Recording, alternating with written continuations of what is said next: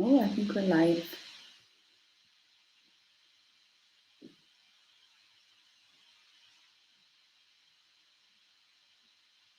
And for now, I can't quite see if people are coming yet, so I guess we'll just wait a few minutes before we get started.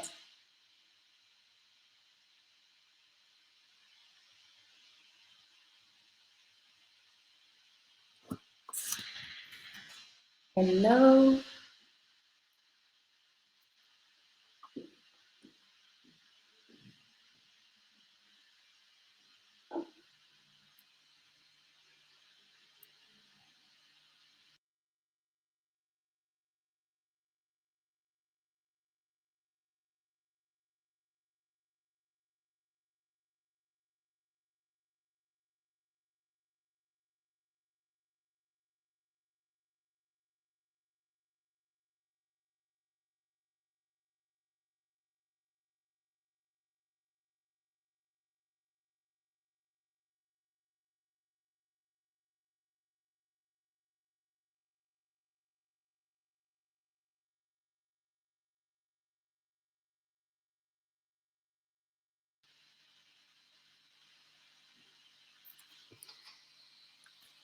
Hello, just to say that we're going to start a session in a few minutes to give everyone the time to join. Thank you.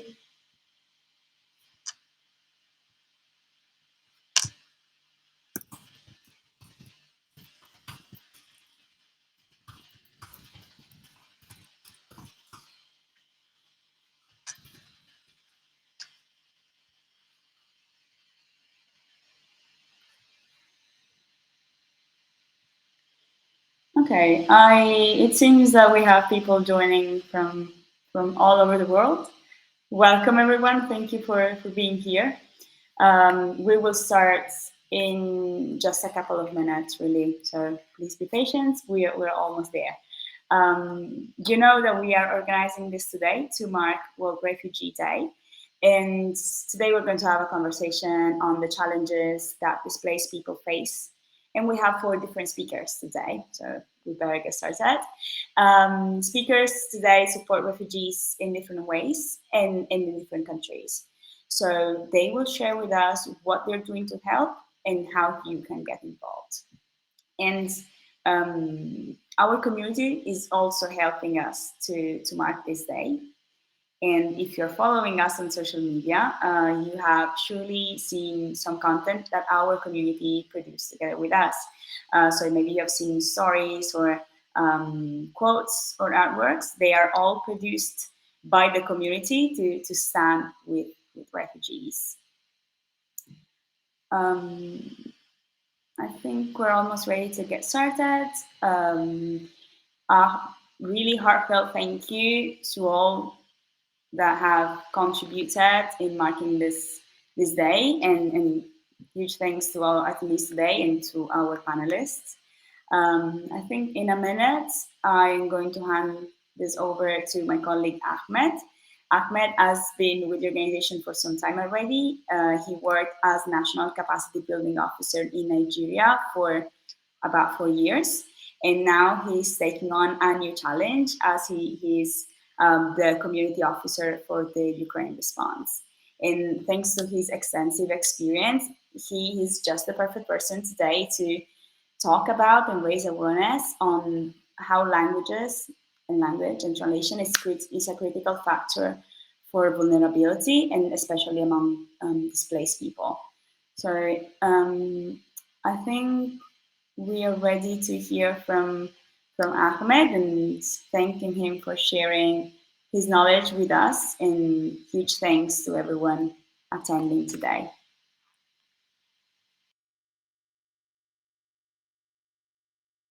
Much, Ambra, and thank you for introducing me. I believe you already took that away, so I don't need to reintroduce myself, and I'm indeed very glad because you said we have some people joining us from Nigeria. So I already feel like I'm talking to only Nigerians, but then you also said that we have many people joining all around the world.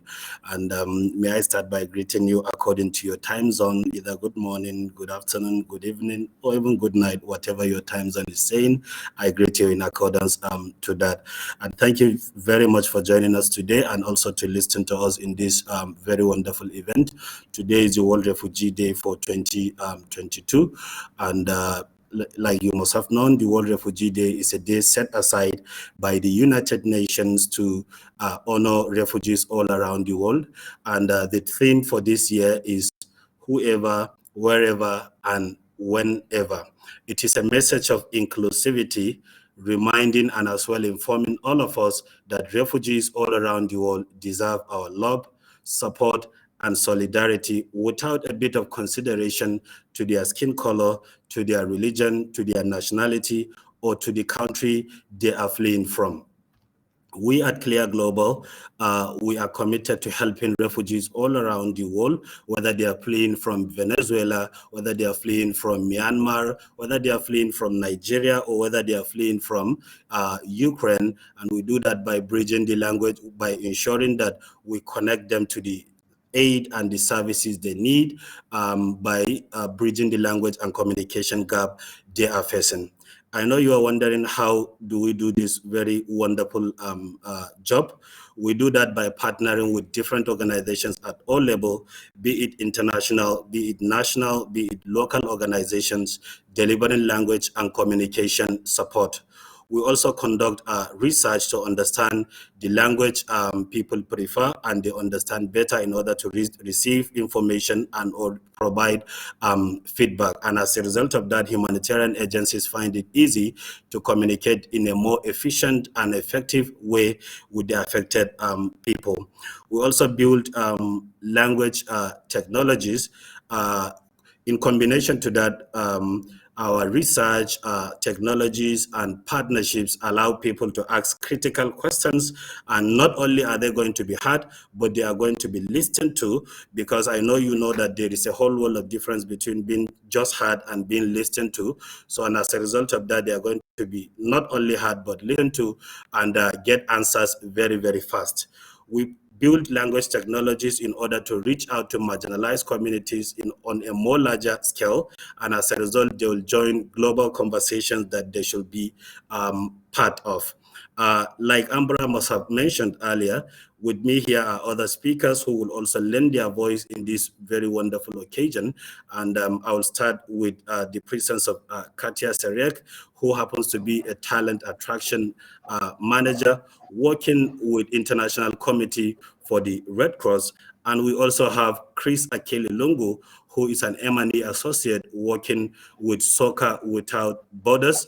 And then he is also one of our amiable TWB community member. And we also have Mira, Hamour, who is a documentary filmmaker, and she directed one of the movies with the title Syria's 10 Cities. I don't want to take much part of their introduction. Katya, you go first with your introduction before we delve into the day proper. Katya, over to you. Thank you, Ahmed. Hello, everyone.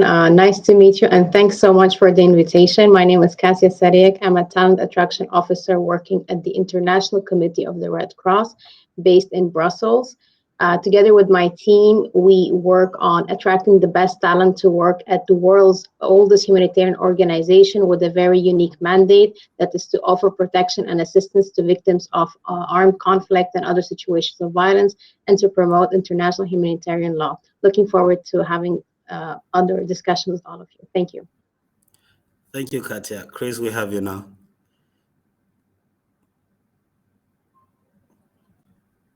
Chris, can you read me? Okay, I think Chris is having some challenges. Maybe Mira. Sure, I think Chris looks frozen. Can you guys hear and see me? Yes, we can hear you. And yeah, okay, perfect. Hi, my name is Mira. I'm a Syrian-Canadian documentary filmmaker. I'm currently based out of Toronto, Canada. when I was doing my master's degree in documentary filmmaking, I ended up making a film on the Syrian refugee crisis. And I went to refugee camps in the Middle East, so Jordan and Lebanon, and also in Canada, Toronto and London, Ontario. I worked with relocated refugees in host communities, and I saw very closely how much language and lack of education can be a barrier to these children. Thank you very much, everyone, for introducing ourselves. I'm not sure, Chris, if you can hear us, maybe. All right, Chris is back. Thank goodness. Chris? Yeah. Over to you. Hi, everyone. Sorry for that. Hi, everyone. Sorry for that network issues over here. But yeah, thank you, Ahmed. I'm Chris, currently working with Soccer Without Borders, which is an NGO. That works with young people. So we use soccer as a tool for positive change, and we working with in different countries as well. So basically, yeah, I'm very happy to be, and I myself am a refugee from the Democratic Republic of Congo, where I fled from a few years ago, and I'm glad and happy through organizations like Soccer Without Borders. I'm now able to be to help and support fellow refugees who might be going through the same challenges that I went through personally. Thank you very much, Ahmed. Thank you very much, Chris. I would also like to add a little bit on top of my introduction, which Ambra has done very beautifully earlier on. Before now, I'm the National Capacity Building Officer of TWB here in Nigeria. Very recently, my role has changed, but I would like to add that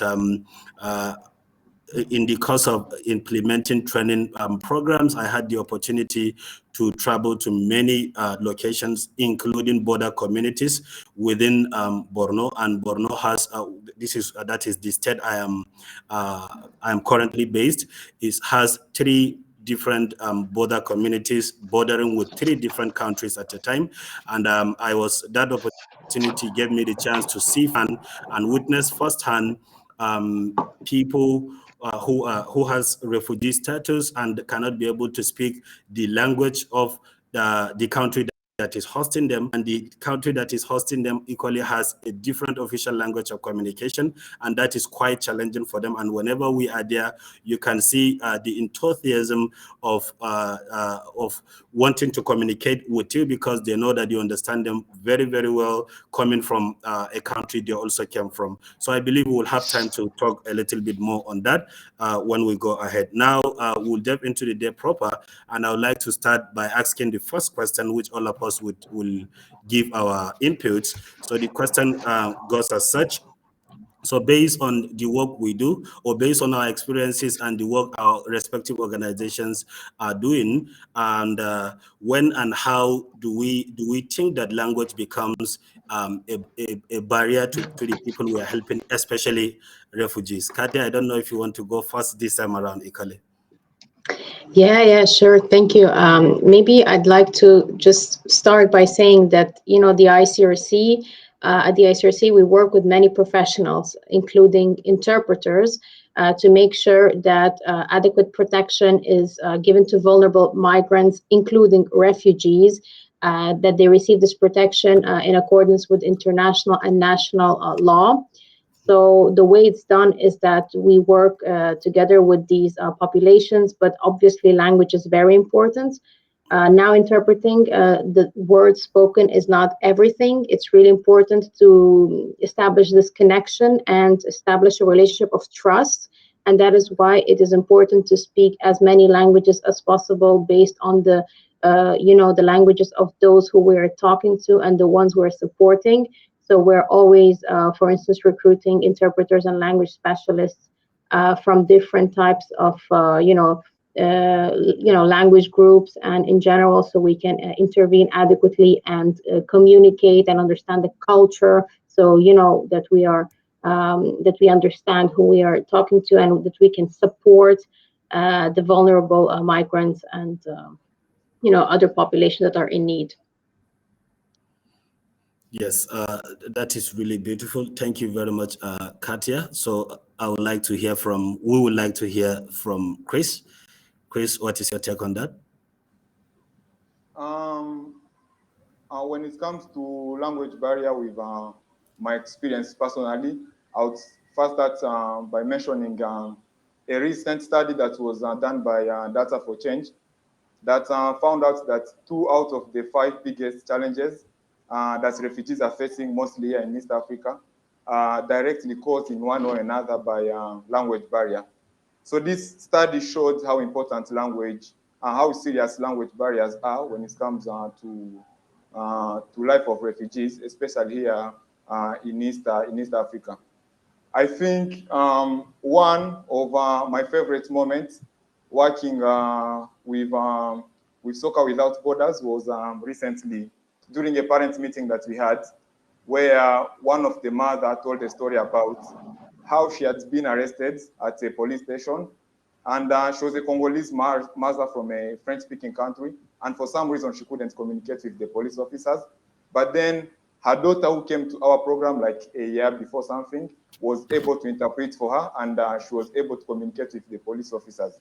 So one of the things that I thought was like, if she didn't have the daughter, some of the problems that could happen, and this is something that's happening a lot with refugees when it comes to legal representation, access to formal education, even access to employment.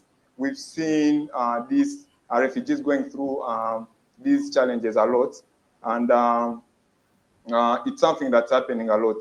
So prior to joining SWB, I was working with another organization that was dealing mostly with adults. And I personally met qualified doctors, trained drivers in their countries of origin. But when they came to Uganda, these are people from mostly Burundi and Congo, which are French-speaking countries. When they came to Uganda, they struggled a lot finding jobs. This is when it comes to employment, even though they had skills and competencies needed, they struggled a lot. Well, right now we know the job market is saturated, which is it is hard for everyone, even nationals. That's the host community. But language barriers add a layer of challenges when it comes specifically to refugees when it comes to employment. And this is something that we are seeing every day in our community with the parents of the kids that we serve here at SWB and even in our communities directly.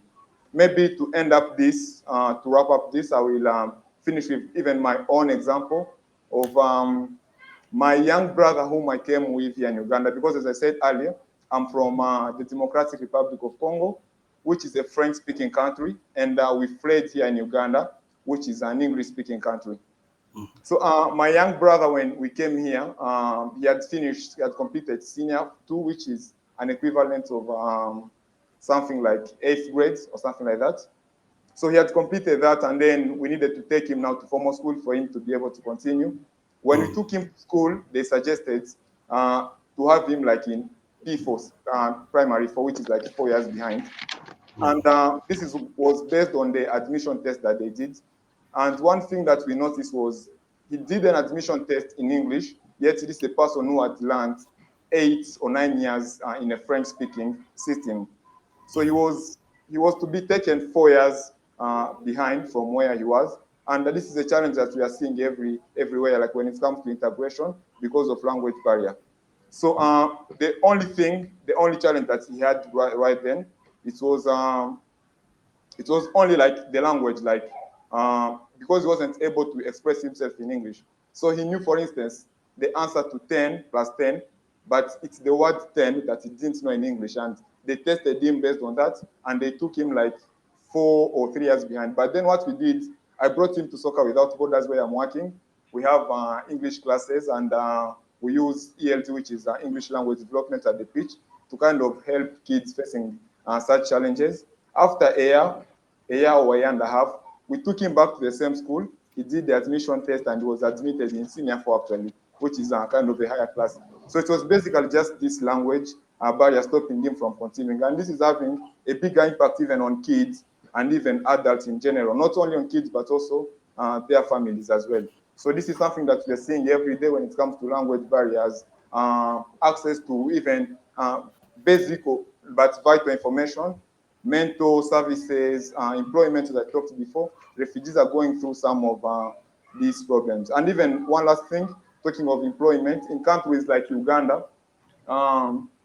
English is the national language, but for you to be able to fully integrate, you'd have to learn even an additional local language. So, for instance, in central Uganda, in Kampala here, you'd learn English, which is hard for adults, it's even harder to learn a second language if you were born speaking or learning another language. So you'd learn English here, and in addition to that, you'd add Luganda for you to be able to do even some basic business or any employment. And this is something that we're seeing every day. Yeah, thank you, Ahmed. Let me pass it back to you. Thank you very much, Chris, for sharing this, cocktail of examples. And this further emphasizes how much language can be an impediment for people to have access to what they need, to the services they need, and a lot of other things as such. So without taking much time, let's hear also from Mira. Over to you. Hi, so my film actually took place partly in refugee camps in the Middle East and partly in Canada.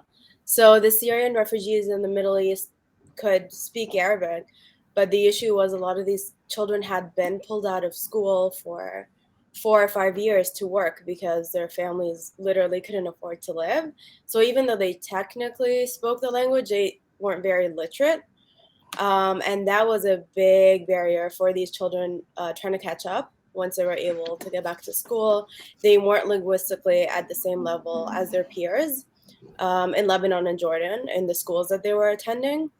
And that was definitely a huge issue for them because in trying to catch up with their education, they also had to catch up with language.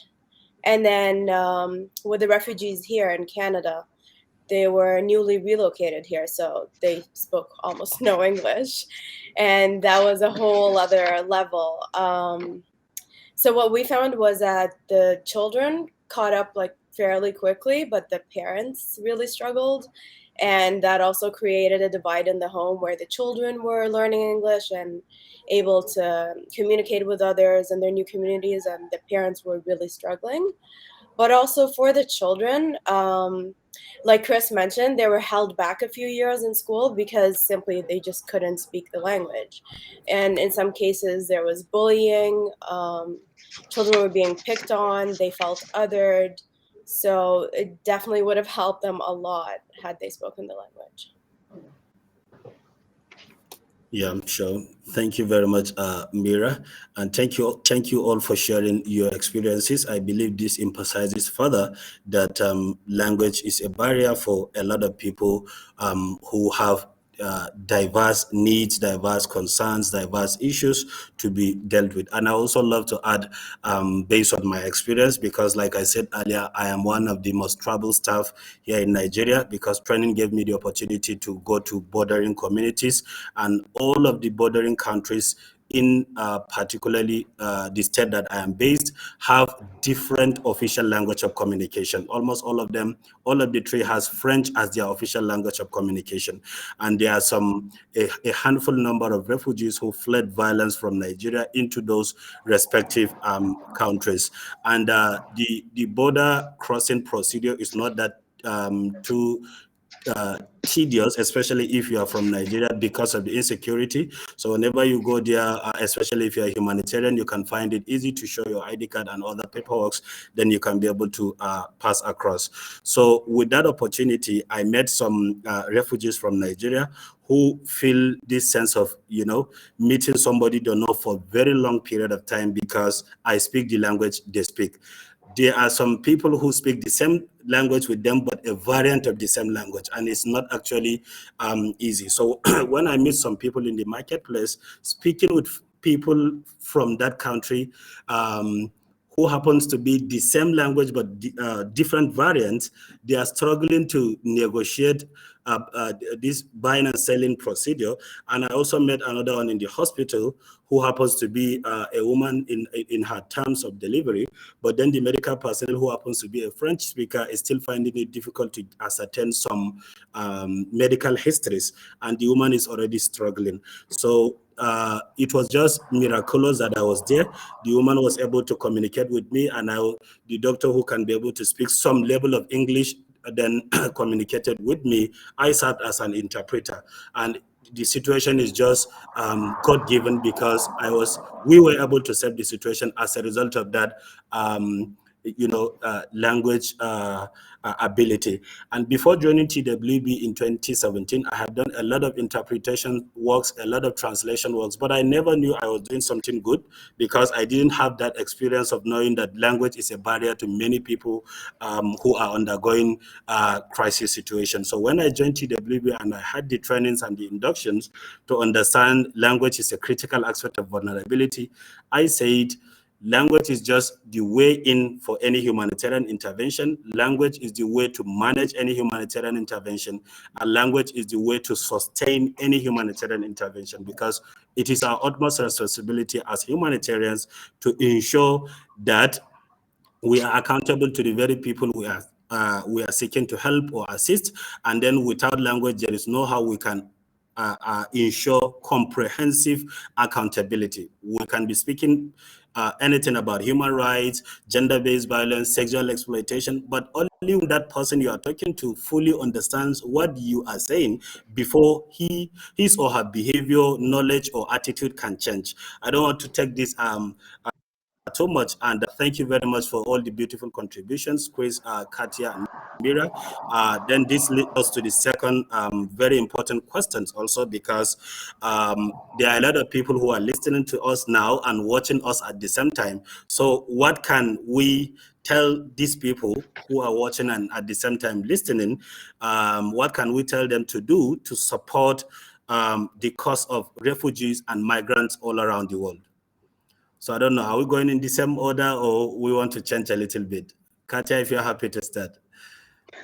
Sure, of course. No, but this is very important what we're right now discussing. And, language is key to connect to any person that we're trying to help. And for instance, at the Icrc, one way to get involved is to donate. But there is also another way to get involved, which is to become our colleague.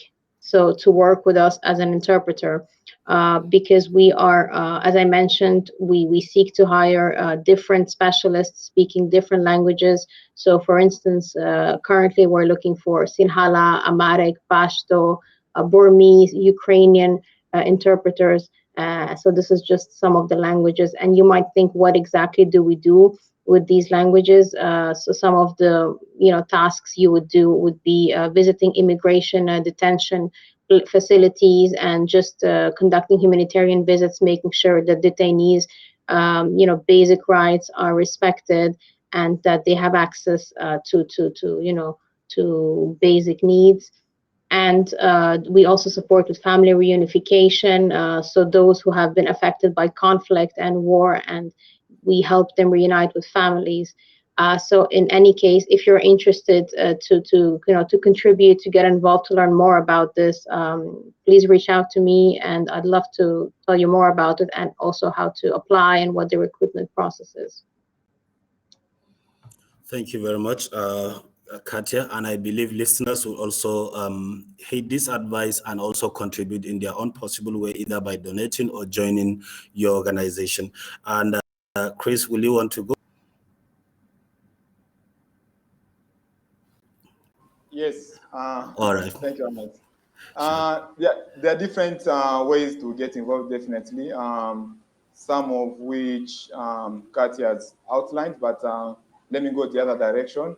I mean, there are simple ones by everyone to look directly in their communities and looking at refugees or migrants who are there and just reaching out to them. It could be as simple as talking and listening to their stories as well. They have gone through a lot, some of them beautiful memories that would be good to share and just to listen to them. But also one can go the extra mile by donating. or volunteering with organizations that are serving refugees, like the Icrc, Soccer Without Borders, where I'm working, and the wonderful work that Clear Global is also doing in helping refugees have a voice. Besides that, also, if one is working with them, just being patient with them. This is mostly when it comes to language barrier. If you're working with somebody who does not speak English as a first language, just being patient with them and also understanding that at the end of the day, it's just language is just a means of communication. And yeah, I think lastly, even on a bigger level, if some of the people are in a position to give bigger funds and even grants, like support refugee-led organizations, because at the end of the day, no one understands refugees better than refugees themselves. So if there are some refugee-led organizations, support those and also help them with their activities and projects that they might be running. Thank you very much.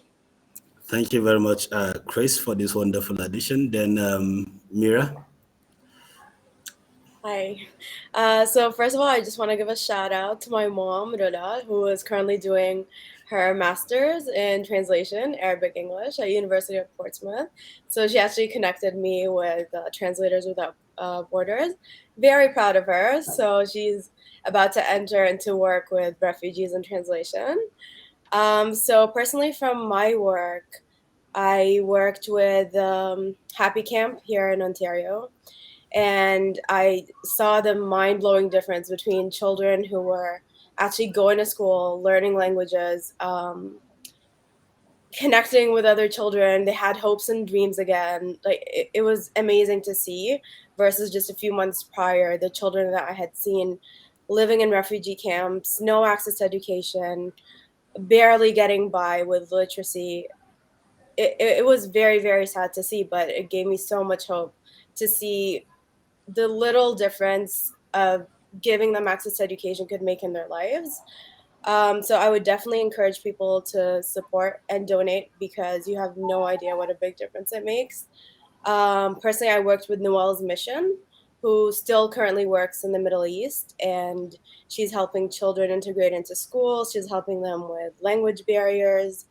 And then there's other organizations for newcomer refugees to different countries all over the world. So if you could support them, be it with a monetary donation, sharing their cause, donating your time with translation, everything helps. Yeah. Thank you very much, Mira. And thank you very much for the little call for action you all contributed. And may I also add my voice on top of this, and because for me, before I will say what each and every person who is watching us now or listening to us do, I would want to thank each and everyone for joining this call, because joining this conversation alone shows their commitment and their solidarity for the cause of the refugees. And I believe we all of us want to do something further to support, show love and solidarity to refugees all around the world. So that is the first thing for me. And then secondly, like all my colleagues here said, donate, because if you donate, you are now helping the cause of someone getting his or her need, and then someone getting his or her problem solved as a refugee. And secondly, lend your voice in global conversations, be line or on site. There are a lot of things going on, and you don't know that your voice can make the difference. And secondly, volunteer, because we have a very beautiful and large volunteer community in TWB, and then Chris is one of us, and today he's also one of the speakers in this event. Who knows, tomorrow it might be you, because contributions might not necessarily have to be in cash. It can be by translation, which is also a very lofty contribution. And to me, volunteering is an empathetic cash which we can give, and which is as important as cash donation. I see Ellie, Paul, my colleagues, and then as well Ambra sharing the link for you joining our volunteer communities, and you don't know that if you join to become one of our community members who not joining to become a translator in one of the languages that maybe we don't have a translator before now. And even if we do, there is still a space for everyone to contribute in his own little way. We might see volunteering as something little, but then it's something big because it is big enough to change the life of someone. It is big enough to solve the problem of someone. It is big enough to answer the question regarding sexual exploitation and abuse, regarding human rights violation, regarding child labor, regarding whatever concern anybody is having. You just don't know that you are that missing link that will solve that person's problem. So volunteering seems little, but it's very, very big beyond measure which we can do to help the cause of or concerns of refugees all around the world. So now, this takes us to the question and answer session. I don't know if we already have some questions. If anyone has a question, please do type it in the chat box so we can be able to respond. Either me, Katya, or Mira, or Chris.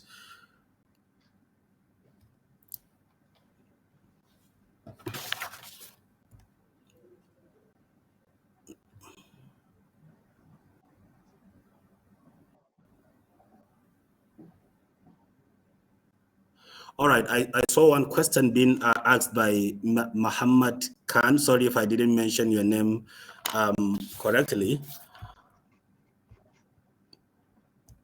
Sorry, I'm checking my private chat box.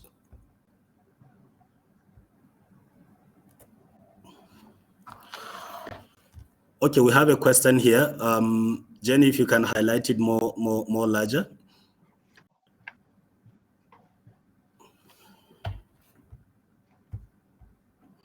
All right.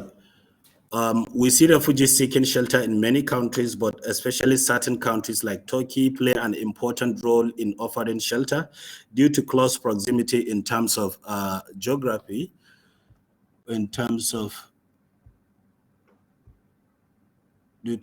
okay. In such countries, does TWB have a sub-organization to focus further?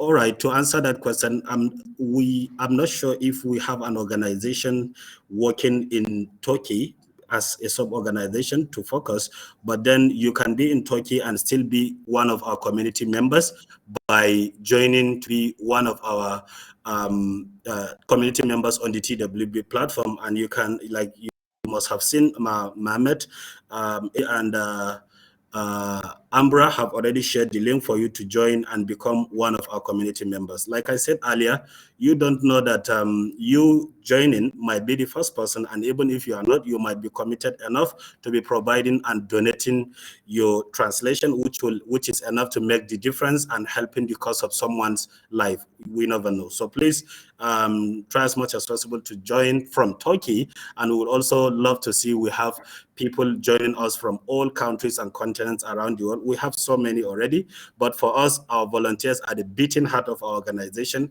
and you can just be another very essential and important addition. So let's see if we have another question. What is the current state of refugees in Uganda, and what kind of impediments are they facing? And I believe this question is directed at Chris. Chris, if you can go. Yeah, thanks, Paul. Thanks for the question. That's a good question. In Uganda currently, there is a huge number of refugees. Actually, just a quick FYI, Uganda is the biggest refugee hosting country in Africa. I think third in the world, with over 1.5 million refugees from mostly South Sudan, the DRC, and Burundi, and some other neighboring countries. So Uganda has an open door policy, which is a good thing. It allows refugees to find a new home, and this has been helpful, but there is still a lot that has to be done when it comes to infrastructure, and also actually having measures in place to take care of these refugees. I think I talked about a research that was conducted previously, and some of the challenges that refugees were facing was access to formal education. This is for kids mostly. And when it comes to adults, of course, employment, we still have problems of shelter, mostly for refugees in the camps in rural areas. And then recently, one that was added was access to identification documents, because with like mostly in these post-COVID times, the priority wasn't on refugees. So most of them are here kind of illegal without documents. Not having like proper identification, this means it's going to be hard to get, as like even communication. You won't get a SIM card, that's a phone, without having identification. Now also this means you could get arrested easily. So all of these challenges have been noticeable recently. But as Soccer Without Borders, we're trying to do our part, mostly with the refugee youth, by providing these different services. And there are also some other organizations helping.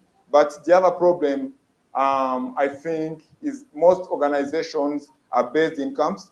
And this is a good thing, they're helping people there, but this becomes a problem when it comes to refugees living in urban areas. There is little to no support, since like all the government institutions that work with refugees tends to focus more in the camps, and even the NGOs. So there is like little support to urban refugees, and even little support when it comes to youth, because even the few organizations in urban areas tend also to focus on adults, and then youth, children, and young people are left out. Yet this is like the biggest percentage. We're talking of like over 70% of people in urban areas are young people. They're like less than 17 years old.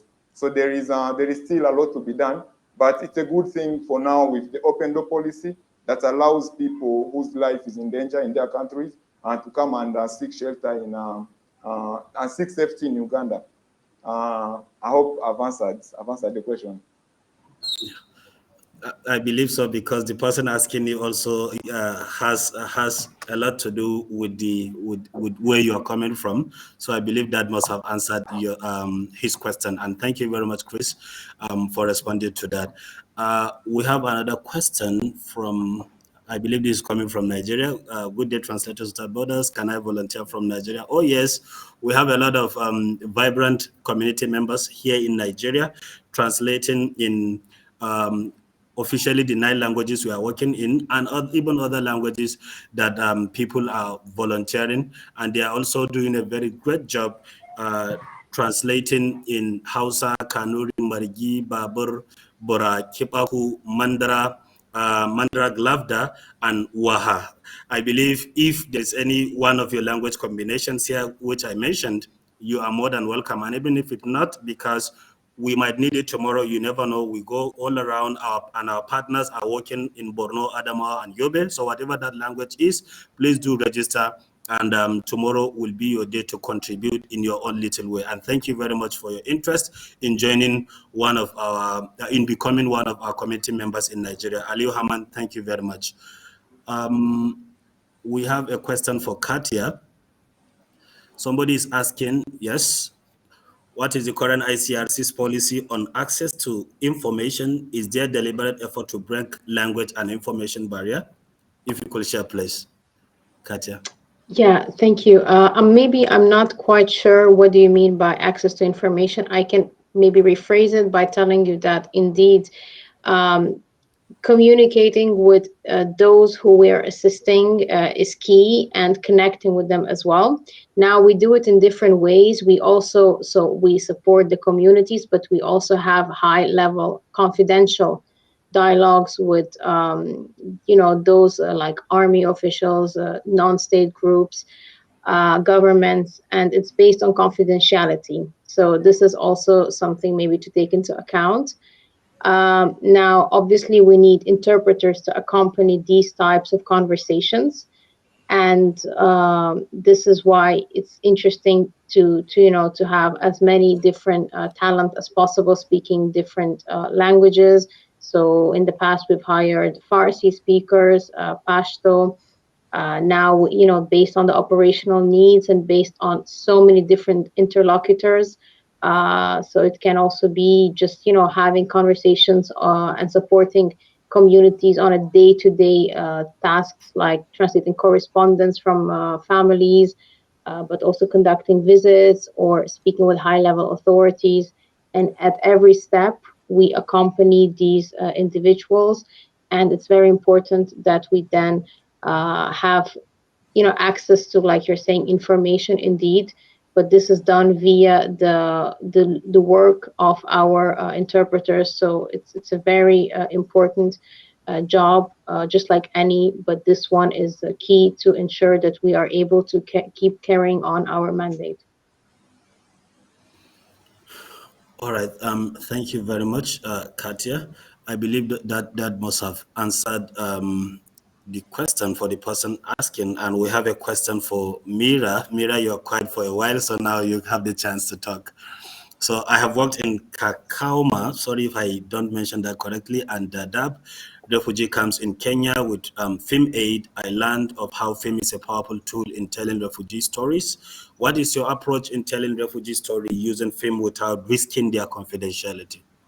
Mira? So in my particular experience, actually, a lot of the refugees I spoke with wanted so much to be heard. They wanted a voice. Confidentiality was really only an issue when it was a security issue, because a lot of them had fled Syria and fled the war, and they were worried about their families back home being impacted with them speaking out against the regime.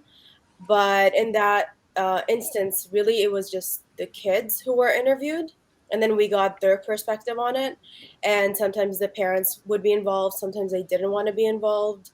But definitely, in terms of confidentiality, I cleared ahead of time. I didn't just ambush anyone with a camera. I worked with a fixer, and I worked with people who worked at schools. I worked with Noel's Mission, who has an organization. So anyone that I did interview had been beforehand, they agreed to do it. And some were hesitant. So on the spot, I would talk to them about what the film was for, the audience. And sometimes they'd agree, sometimes they didn't. Sometimes they'd have their kids go in front of the camera. Sometimes they just didn't want to be a part of it. But when they didn't want to be a part of it, it was really just for security reasons. I think a lot of them did feel unheard and really wanted to tell their story.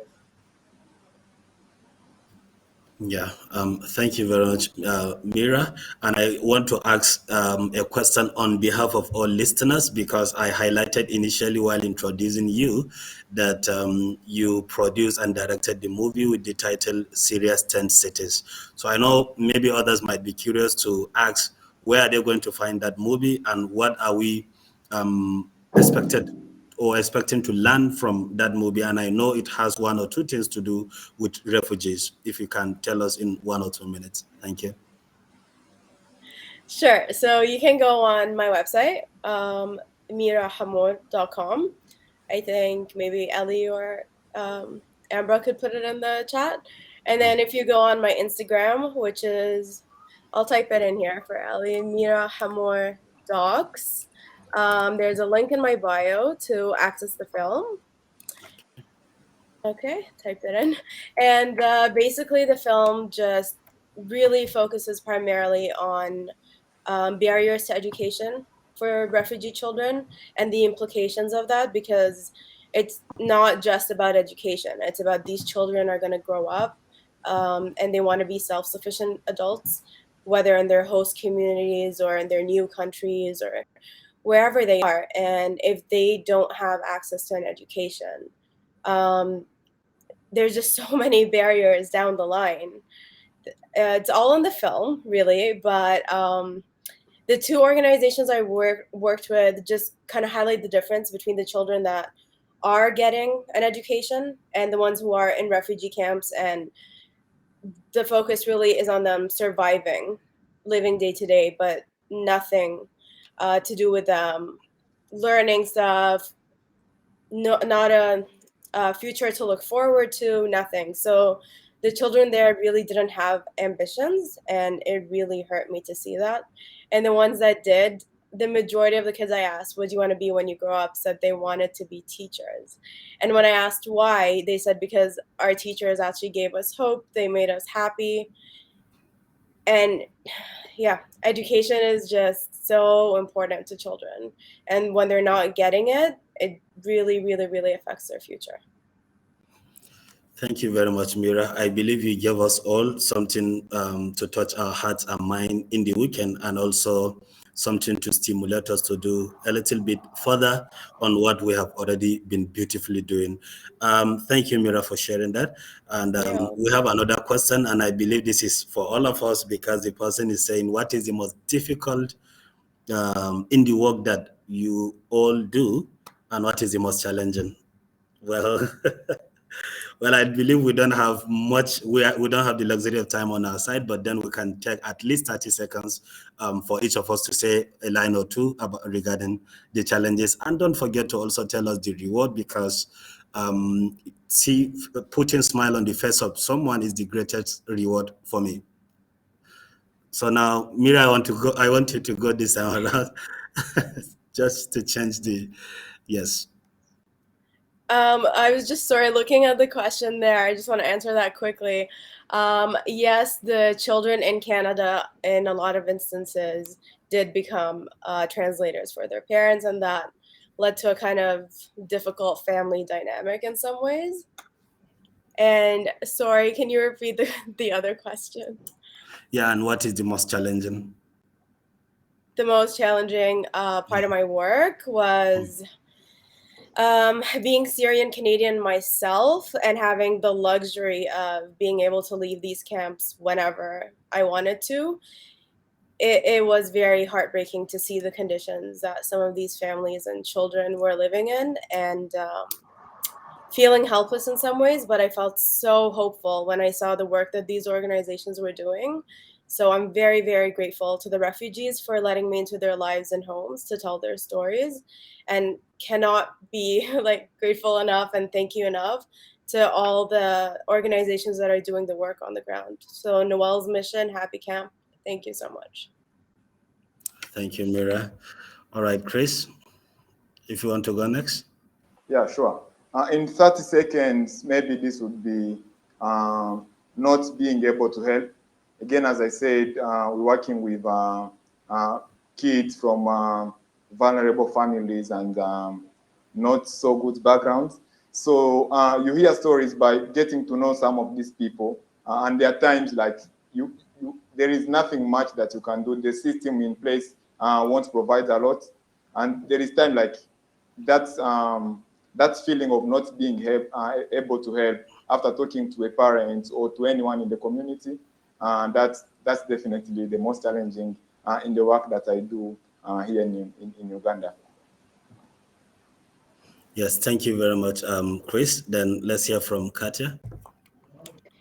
Yes, in my role, what's pretty challenging is to find those, specialists who are motivated and who have this humanitarian, desire to help and to support, because it's difficult to work in the field, and that's a reality, and that's also a lifestyle. So you can also have professionals who speak the language, but not all of them are willing to go into those areas, into those contexts, because there is a lot that you have to take into account. For the first, for example, assignment, you cannot go with your family, so that's 12 months without your family, and that's also something that it's a choice you make, but then we all need your help, and as I mentioned, language is key to keep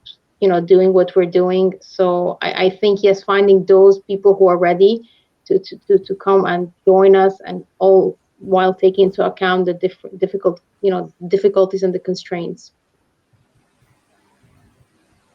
Thank you very much, Katya. And I also have a similar concern with all of yours. And then, like I said earlier, I am one of the most troubled staff in the organization. And yes, I ordinarily have to think that security is the most critical difficulty. But in addition to that, I think the most critical difficulty for me is when I am delivering a training on humanitarian interpretation, language awareness, or community-based interpreters training for minority languages.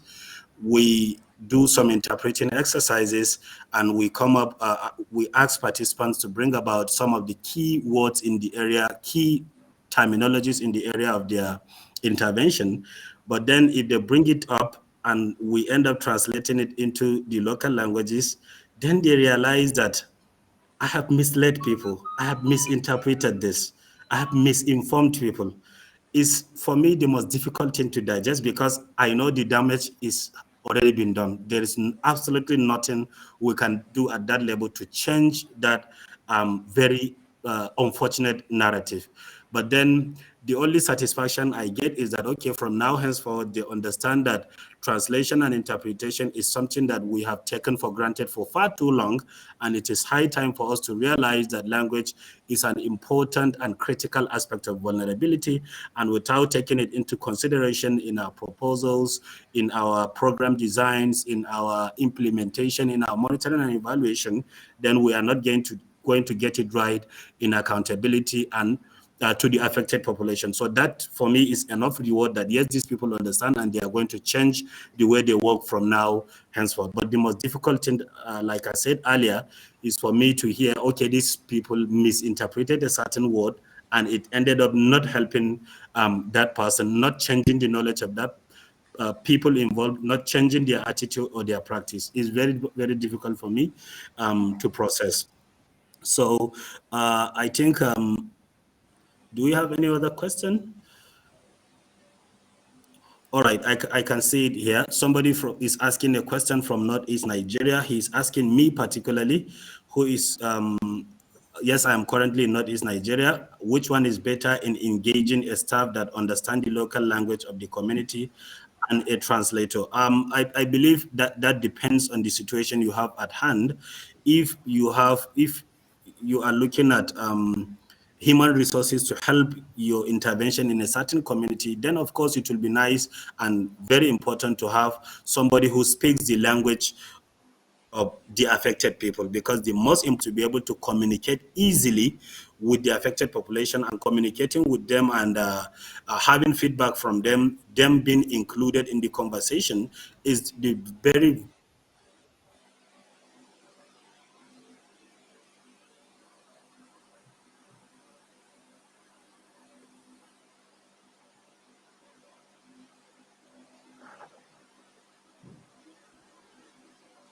I think we've lost connection, so should we just wait for him to come back?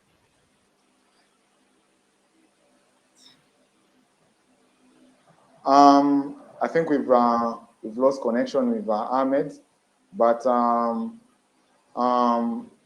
for the follow-up of that question, you could always send it to Translators Without Borders, and I think because this one question was specific to Ahmed, and we'll definitely get back to you. And I also think we are heading to the end of our call. But before we end, I wanted to thank my co-panelists with this work and everyone who has joined us as well.